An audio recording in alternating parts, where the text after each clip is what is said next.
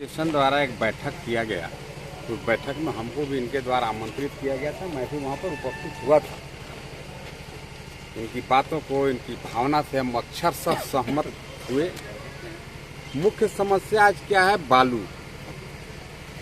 हम सबको पता है कि यहाँ पर कोई सैंड मेकिंग प्लांट नहीं है, सैंड बनाने का कोई कारखाना यहाँ नहीं है। यहाँ बालू का एकमात्र सोर्स नदी नाला ही है। बालू अगर नहीं होगा तो तमाम कंस्ट्रक्शन का काम बाधित होगा। विगत कई दिनों से प्रशासन द्वारा, पुलिस प्रशासन द्वारा ट्रैक्टर मालिक को प्रताड़ित किया जाता है। ट्रैक्टर को दौड़ा के पकड़ लिया जाता है, मोटा रकम लेके उनको फिर छोड़ भी दिया जाता है, और अब आईवास के लिए कुछ कुछ ट्रैक्टर को चालान भी कर दिया जाता है ताकि उनका चमड़ा बचा रहे। समस्या देखिए उस ओर नहीं, हम लोग का एक्चुअली कहना ये है कि एनजीटी का वायलेशन हुआ, बड़े स्तर पर वायलेशन हुआ। लाखों ट्रक अवैध बालू गढ़वा के कोयल से हो, दानरो से हो, कई घाटों से लाखों ट्रक बालू यहाँ से बाहर गया। अगर उसमें जो काला बाजारी का अगर आप बात करेंगे, हमें लगता है उसमें कई सफेद पोश नेता भी हैं उसमें शामिल। अरबों रुपया का उसमें लूट हुआ। आप देखेंगे नदी नाला में चले जाएंगे, डायरेक्ट पोकलेन जेसीबी लगा करके ट्रक पर, हाईवे पर बालू लोड होता है, यूपी चला जाता है, बिहार और दिल्ली चला जा रहा है। और ट्रैक्टर वाले से मोटा रकम उगाही वहां पर जो बालू माफिया हैं उनके द्वारा किया जा रहा है। आज हम लोगों ने बड़ी शालीन तरीका से उपायुक्त से अपनी मांगों को ट्रैक्टर एसोसिएशन की तरफ से रखने का काम किया है कि 100% नदी से बालू का निकासी ट्रैक्टर के माध्यम से ही होना चाहिए।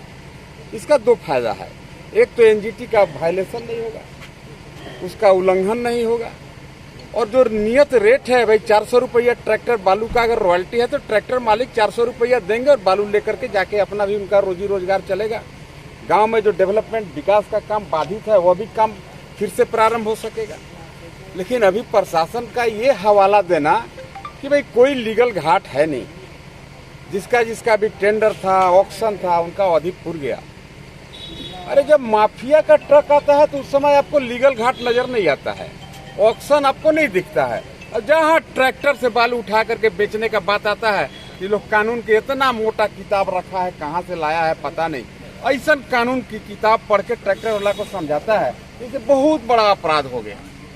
आज हम लोगों ने अपनी बातों को ट्रैक्टर एसोसिएशन के गुड्डू बाबू सहित और अभी सभी ट्रैक्टर ओनर ने उपायुक्त के सामने एक अपनी मांग को रखा है कि भाई अविलंब जितना जल्दी हो सके आप अवैध कालाबाजारी बालू को देना कि भाई कोई लीगल घाट है नहीं, जिसका भी टेंडर था, ऑक्शन था, उनका अवधि पूर गया। अरे जब माफिया का ट्रक आता है तो उस समय आपको लीगल घाट नजर नहीं आता है, ऑक्शन आपको नहीं दिखता है। और जहाँ ट्रैक्टर से बालू उठा करके बेचने का बात आता है, ये लोग कानून के इतना मोटा किताब रखा है, कहाँ से लाया है पता नहीं, ऐसा कानून की किताब पढ़ के ट्रैक्टर वाला को समझाता है। इसे बहुत बड़ा अपराध हो गया। आज हम लोगों ने अपनी बातों को ट्रैक्टर एसोसिएशन के गुड्डू बाबू सहित और अभी सभी ट्रैक्टर ओनर ने उपायुक्त के सामने एक अपनी मांग को रखा है कि भाई अविलंब जितना जल्दी हो सके आप अवैध कालाबाजारी बालू को रोकिए, बाहर जाने वाले ट्रक को रोकिए, और 100% ट्रैक्टर के माध्यम से बालू नदी से उठाव हो और लोगों को सस्ते दर पर, मिनिमम दर पर, काफी सुलभ तरीका से बालू मुहैया हो। हमारे गुड्डू बाबू ने काफी बेबाक तरीके से एक बात और उपायुक्त के सामने इन्होंने रखा। इन्होंने कहा कि हमें चोरी नहीं करना है, हमें इलीगल नहीं चाहिए। आपका जो नियत रेट है, जो रॉयल्टी है, आप रॉयल्टी चाहे जहां बोलिए, हम लोग 1,000 ट्रिप का, 5,000 ट्रिप का रॉयल्टी हम जमा करेंगे और रॉयल्टी के एगेंस्ट में हम बालू उठा करके अपना लेबर को भी रोजगार देंगे, मेरा भी रोजगार चलेगा, गाँव के विकास काम भी सुचारू रूप से चलेगा। उपायुक्त ने बातों को काफी गंभीरता से लिया है। उन्होंने कहा है कि मैं खनन सचिव से बात करूंगा, बात करके कोई वैकल्पिक व्यवस्था करूंगा, कोई रास्ता निकालूंगा ताकि विकास काम प्रभावित और बाधित नहीं हो। पुनः मैं आपके माध्यम से एक बात और दोहराना चाहता हूँ, एनजीटी का जो भी वायलेशन हुआ, अभी सुने कि कुछ बालू के ठेकेदार इसमें कल पकड़ाए, जेल गए। मेरा उससे मतलब नहीं है, उसको बेचारे प्यादा है, असली भैया जी लोग तो घूम रहे हैं जो इसका 90% लाभ लिए, वो तो बेचारे पकड़ा गए होंगे इसलिए कि उनके नाम पर कुछ लाइसेंस होगा। उनको पटक के छिप के लूटने वाले तो अलग लोग थे, माफिया तो अलग लोग थे, और जो माफिया थे वो तो सरेआम घूम रहे हैं। कई निर्दोष लोगों के नाम पर भी मुकदमा प्रशासन द्वारा किया गया है। मेरा प्रशासन से मैंने उपायुक्त को भी कहा है कि भाई आप निर्दोष लोगों का फिर से सुपरविजन करिए, जो निर्दोष हैं उनका नाम उस सूची से बाहर निकालिए, और जो सही में दोषी हैं, जो इसमें इन्वॉल्व हैं, जिन्होंने एनजीटी का वायलेशन किया, उस कानून का उल्लंघन किया, हम तो कहेंगे कठोरतम दंड उन्हें मिले।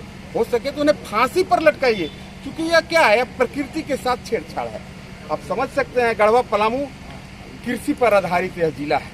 अब आपको पता है, एक बार नदी का बालू अगर आप लिमिट से ज्यादा उठा लेंगे, जल स्तर नीचे चला जाएगा, खेती किसानी पर फर्क पड़ेगा, वर्षा पर फर्क पड़ेगा।